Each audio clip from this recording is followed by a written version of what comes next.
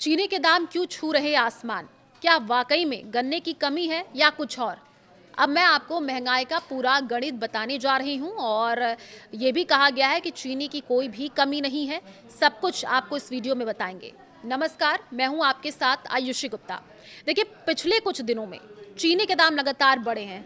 सहारनपुर की अगर हम बात कर ले तो सहारनपुर में भी चीनी के दाम 8 से 10 दिनों में 45 रुपए से बढ़ करके 65 से 70 रुपए तक पहुंच चुकी है, जो आम आदमी की पहुंच से दूर जा रही है। चीनी खरीदने से पहले लोग कई बार सोच रहे हैं, लेकिन चीनी ही नहीं बल्कि गन्ने से बनने वाला गुड़ और शक्कर भी महंगा हुआ है। आज हम आपको इस खबर में बताएंगे चीनी के साथ साथ गुड़ शक्कर पर कितने रुपए बढ़े हैं और क्या कुछ कारण निकल करके सामने आ रहे हैं। क्या आने वाले दिनों में चीनी के दाम बढ़ेंगे या चीनी के दाम कम होंगे? देखिए, सहारनपुर की बेहट विधानसभा के गांव कोथड़ी बहलोलपुर के रहने वाले संजय चौहान, जो कि सहारनपुर में सबसे ज्यादा गुड़ और शक्कर का उत्पादन करते हैं, उन्होंने ये बताया है कि लंबे समय से किसानों की ये मांग देखी जा रही थी कि किसान अपने गन्ने को काट करके मिलों में डाल देता है और मिलों में साल साल भर तक उनका पैसा रुका रहता है। इसलिए किसानों ने गन्ने की खेती को करना कम कर दिया। साथ ही हमने भी अपने गन्ने की खेती को करने के साथ उसको मिलों में डालना बंद कर दिया और उससे गुड़ और शक्कर बनाते हैं, जो चीनी से अच्छा दाम होता है और हमारा पैसा हमें तुरंत मिल जाता है। अब किसानों ने गन्ने की खेती को घाटे का सौदा बता दिया है।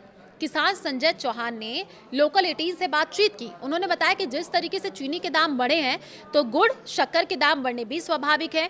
हम जो गुड़ शक्कर बनाते हैं ज्यादातर ऑर्गेनिक है, ना ही हम अपने गन्ने में केमिकल डालते हैं और ना ही गुड़ को बनाने में। पहले हमारे शक्कर का रेट 120 रुपए प्रति किलो और गुड़ का रेट 140 प्रति किलो रुपए था, जो कि अब बढ़ करके 150 और 170 रुपए हो चुका है। इसके पीछे की कारण की बात कर ले तो गन्ने की पैदावार कम नहीं हो रही है, लेकिन अगर किसान का कोई भी काम घाटे का रहेगा तो उस काम को वो क्यों करेगा। अब चीनी मिली अगर अब बात कर ले, देखिए चीनी मिल जल्दी नहीं करते हैं पेमेंट। अब जानकारी ये भी है, संजय चौहान ने ये बता दिया कि जैसे चीनी मिल है वो किसान को समय पर पेमेंट नहीं करते हैं। एक साल चीनी मिल पर पैसे रहता है और दूसरे साल भी वो उसको रोक लेता है। तो 2 साल तक जब किसान का पैसा चीनी मिल पर रुका रहेगा तो ऐसी फसल क्यों करेगा। किसान के अपने बहुत खर्चे होते हैं, इसलिए अब किसान दूसरी फसलों की ओर डाइवर्ट हो रहा है। हम लोगों ने पिछले 8 साल पहले ही चीनी मिलों में गन्ना डालना बंद कर दिया था। इस तरीके के रिएक्शन आए हैं।